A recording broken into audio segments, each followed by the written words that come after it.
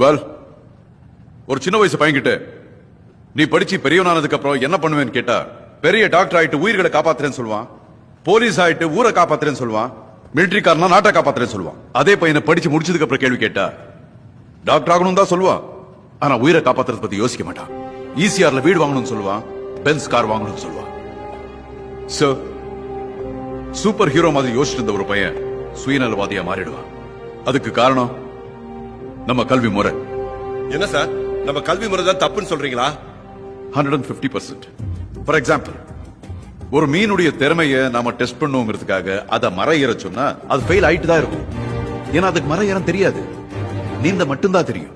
அதே மாதிரி இங்க எந்த ஸ்டூடெண்ட்க்கு என்ன தனிப்பட்ட திறமை இருக்குன்னு புரிஞ்சுக்காம தெரிஞ்சுக்காம நாமளே ஒரு சிஸ்டத்தை உருவாக்கி எல்லாருக்கும் ஒரே விதமான டெஸ்ட் கொடுத்து அதுல அவங்க ஃபெயில் ஆச்சுன்னா வாழ்க்கையில ஃபெயிலியர் அப்படின்னு அவங்கள நம்ப வச்சுட்டு இருக்கோம்.